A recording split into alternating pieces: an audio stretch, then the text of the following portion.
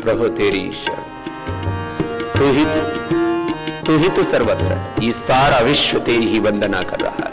तुम यात्मदा वलदा यस्य विश्व उपासते प्रशंसं यस्य देवाः यस्य छायामृतं यस्य मृत्युः कस्मै देवाय हविषा विधेम। प्रभु तू ही शरीर बल, इंद्रिय बल, मनोबल, आत्मबल का प्रदाता, सारा ऐश्वर्य तेरा ही है। आत्मदा बलदा यस्य विश्व उपासते, सारा विश्व तेरी ही उपासना, वंदना, स्तुति, प्रार्थना कर रहा है। ये सूर्य और चांद तेरी ही आरती उतारते हैं। ये आसमान में टिमटिमाते तारे तेरे ही मंदिर के दीप हैं। ये बहती हुई नदियां तेरे ही पाद प्रक्षालन कर रही हैं। ये चलती हवाओं से होते हुए घंटानाद तेरे मंदिर में तेरी आरती उतार रहे प्रभु। ये पक्षियों की चहचहाट, ये सारा अस्तित्व तेरी ओर ही लौट रहा है, तुझे ही गा रहा है, तुझे ही पा रहा है। सब में तू ही तो है, तू ही तो ऐसी भाव चेतना प्रभु तेरे से और या है ही क्या? तुझसे ही तो सब कुछ है, तुझ में ही तो सब कुछ है, तेरा ही तो सब कुछ है। ओम यतो वायुमानि भूतानि जायन्ति येन जातानि जीवन्ति यत् प्रयन्ति अभिसं विशन्ति तद् विजिज्ञाः सस्व तत् ब्रह्मेति।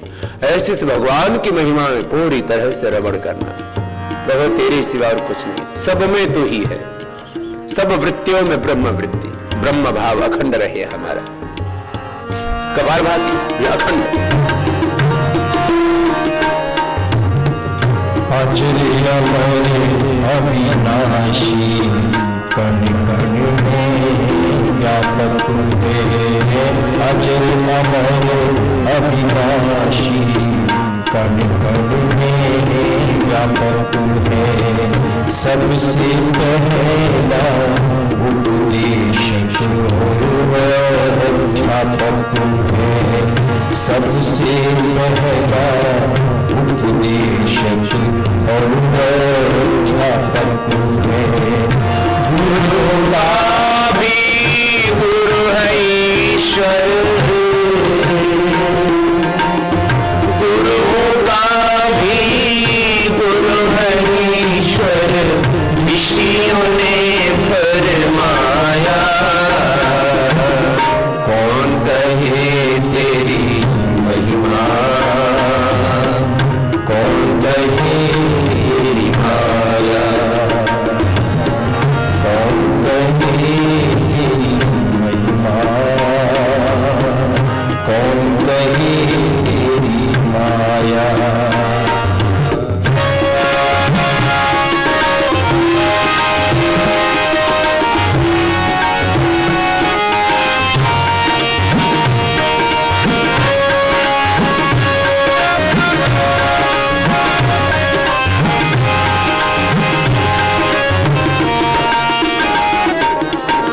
सारे सूरज चांद सितारे भी तुझ में, सारे सूरज चांद सितारे भी तुझ में। सभी समुंदर सभी किनारे भी तुझ में, सभी समुंदर सभी किनारे भी तुझ में। सृष्टि के अंदर बाहर, सृष्टि के अंदर बाहर एक समान समाया। कौन कहे तेरी महिमा, कौन कहे तेरी माया, कौन कहे तेरी महिमा, कौन कहे तेरी माया।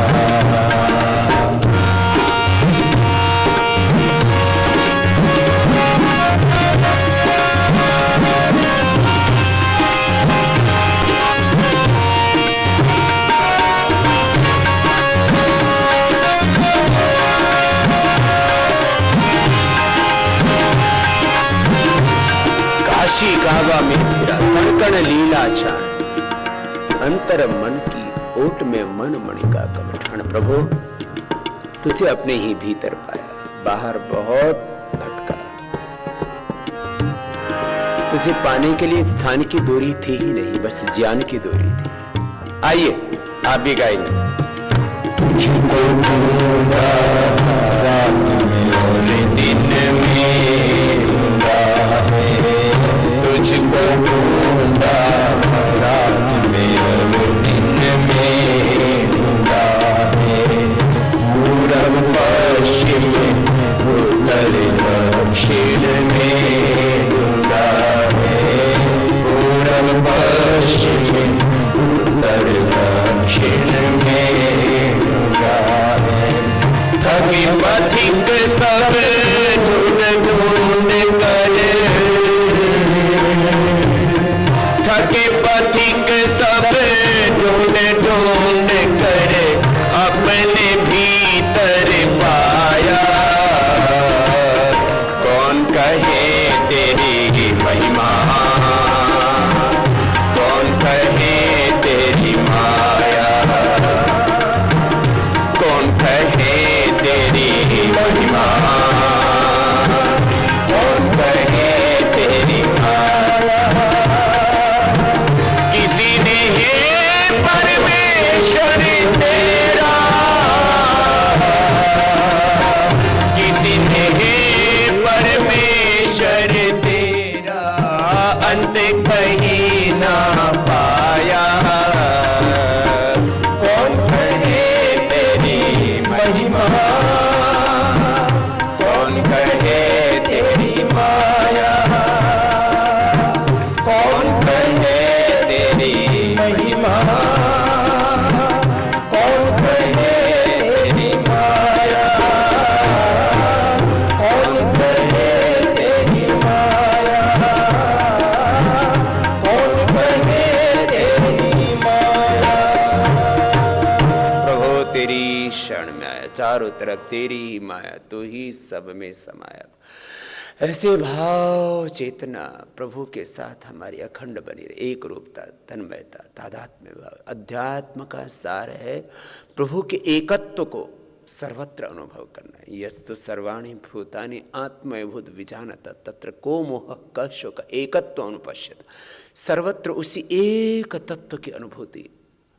और फिर जब सर्वत्र ब्रह्म है तो उसके साथ ब्रह्म भाव से ही जीना, बस यही अध्यात्म का मर्म है, निष्कर्ष निचोड़ है, सार है। बाह्य प्राणायाम।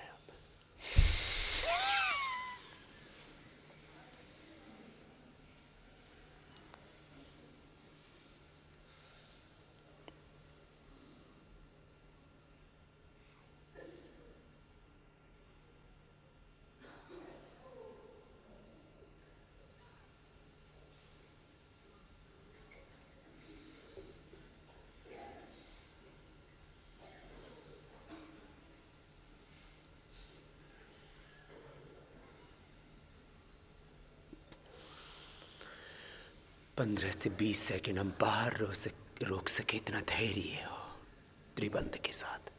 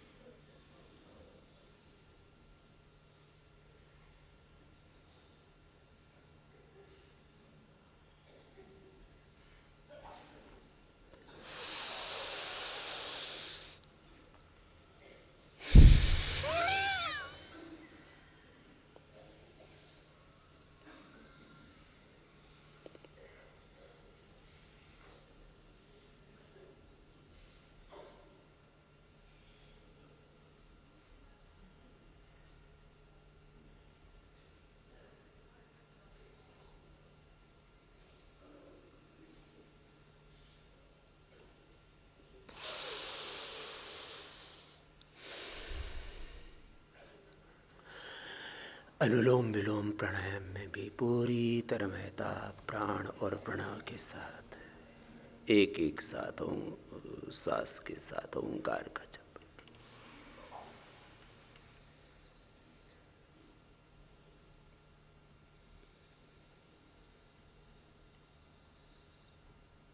श्वास लेते समय भी ओंकार, श्वास छोड़ते समय भी ओम का जप।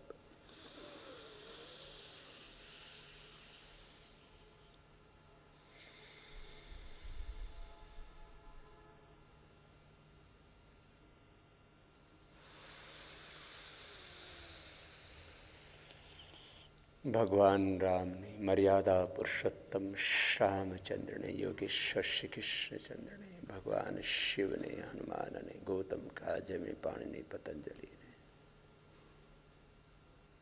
महर्षि दयानंद ने, सब महापुरुषों ने, गुरु नानक ने, सबने ओंकार को ही जपा। एक ओंकार सतनाम तस्य वाचका प्रणव तजपस्तदर्थ भावना। गीता में भगवान श्री कृष्ण कहते हैं तुम्हें परम तत्व को पाना है तो ओंकार की शरण में आओ, उसका जप करो, उसका ध्यान करो।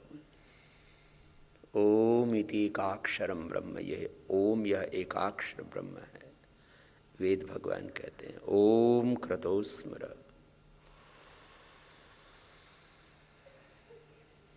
सारे उपनिषदों में ओंकार की ही महिमा है। सब कुछ ओंकार में ही ओतप्रोत है।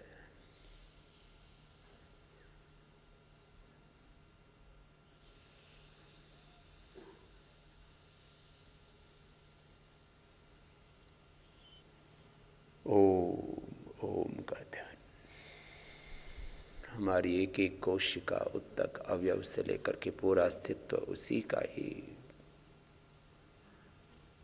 प्रतिबिंब है। ऊपर से नीचे तक पूरे अस्तित्व को हम देखते हैं। भ्रुवों से लेकर के, नासिका से लेकर के, कंठ से लेकर के, सीने से लेकर के, ऊपर से नीचे से अपने पिंड को, इस ब्रह्मांड को सर्वत्र देखते हैं तो सर्वत्र एक ही ओंकार। तो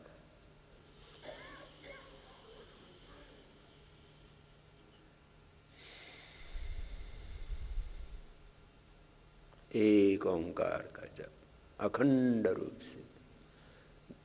दूसरा कोई बीच में आएगा ही कैसे? मैंने कहा जब ये सब वृत्तियों में ब्रह्म वृत्ति, तो कहां रह गई दूसरी प्रमाण विपर विकल्प निद्रा स्मृति रूप आदि वृत्ति? सब वृत्तियों का ब्रह्म में लय हो गया, ओंकार में लय हो गया। अनुलोम विलोम ऐसे निरंतरता के साथ। और जब भगवान के प्रति पूर्ण कृतज्ञता का भाव होता है,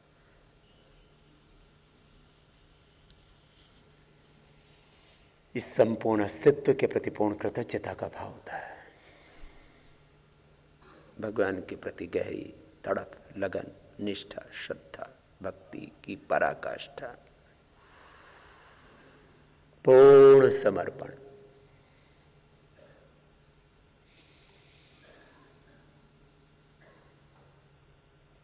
अभीप्सा, त्याग और समर्पण, aspiration, rejection and unconditional surrender जब भगवान के प्रति होता है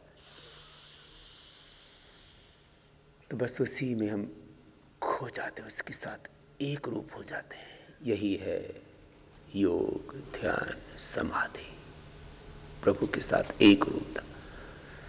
कोई केंद्र बना लेते हैं धारणा का, आज्ञा चक्र, सहस्रार या हृदय, जो हमें अनुकूलता, जहां में अनुकूलता हो वहां धारणा का केंद्र, फिर उसी में ध्यान। देश बंध सिद्ध से धारणा तत्र प्रत्येकतानता ध्यानम तदेवर्थ निर्भासम स्वरूप शून्य में समाधि त्रयम एकत्र से हम तज्जात प्रज्ञालोक। महर्षि पतंजलि द्वारा वर्णित योग के सत्य को हम अनुभव करें। जो भी वेदों से और आप्त पुरुषों के उपदेशों से हमें या अंतः परिणाम से जिस सत्य की अनुभूति होती है वो सत्य जीने के लिए है। जैसे वेदों में लिखा, उपनिषदों में कहा, सत्येनोत्तविता भूमि सर्वम सत्ये प्रतिष्ठितम, सत्यम चर सत्यम वद धर्मम चर। तो सत्य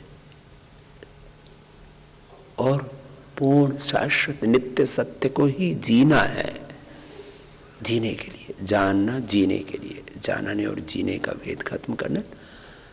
तो वेद के विधान पर, आप्त पुरुषों के, ऋषियों के उपदेशों पर, वचनों पर, उनके मार्ग पर पूर्ण श्रद्धा और वैसे ही जीना जैसा वेद में लिखा है, अपने पूर्वजों ने उपदेश किया और जैसा जिया वैसे हमको जीना है।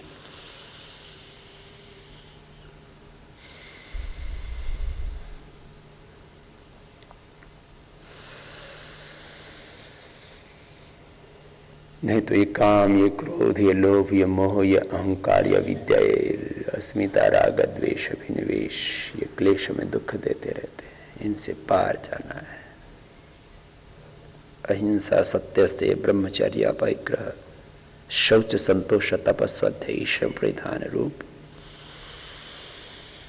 यम नियमों का आचरण करना। जैसे पूर्वजों ने कहा है, उनसे हमें ज्ञान मिला है, वैसे ही जीना है। या एवं वेद स एवं भवति। अब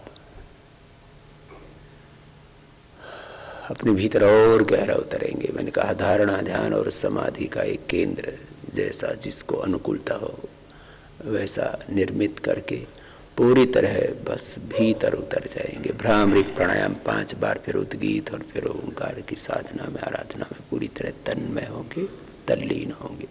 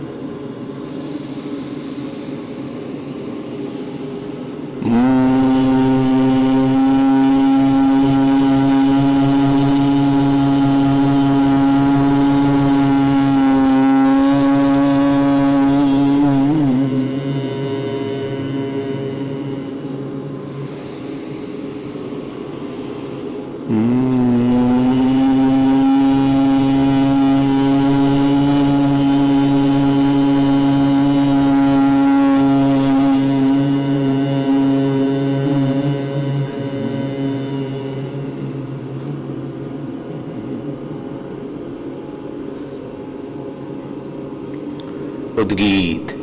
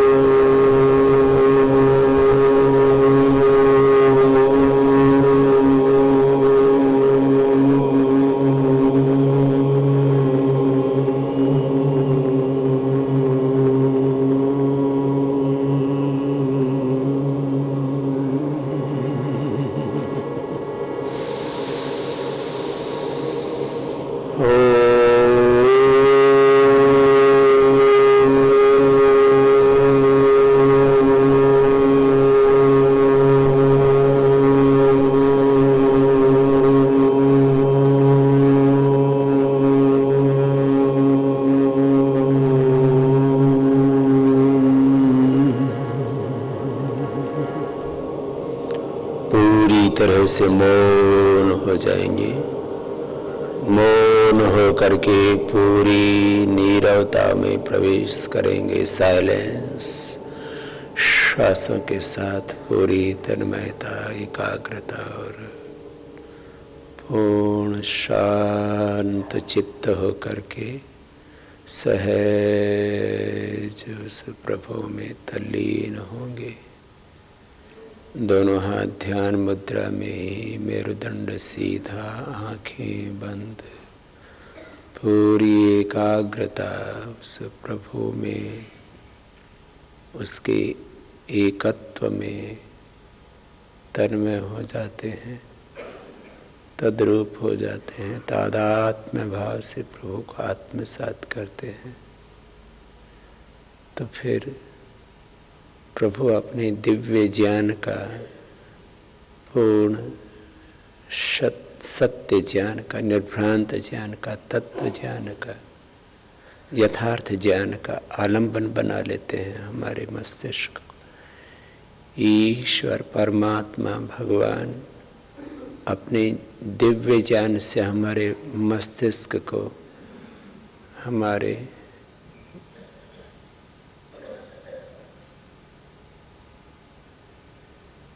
मस्तिष्क को अपनी मेधा से, अपने दिव्य ज्ञान से प्रभु प्रकाशित कर देता है।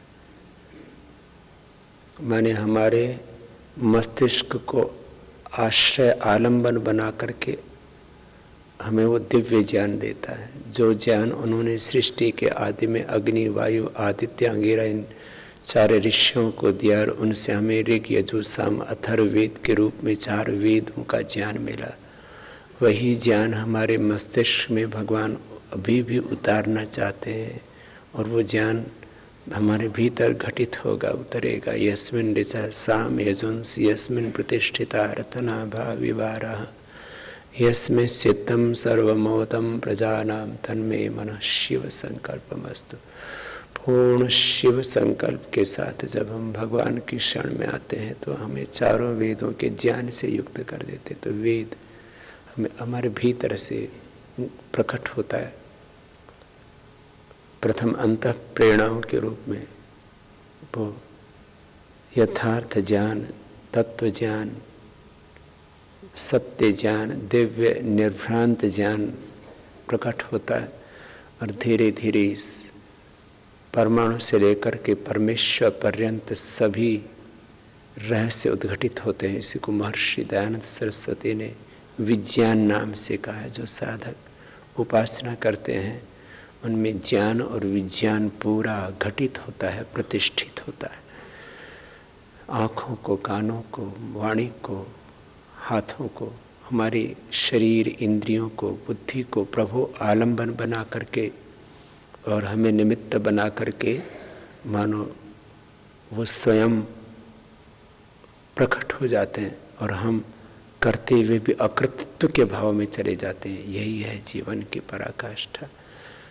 तो प्राणों को आलंबन बनाया, लंबे गहरे श्वास, और उस भगवान की शरण में।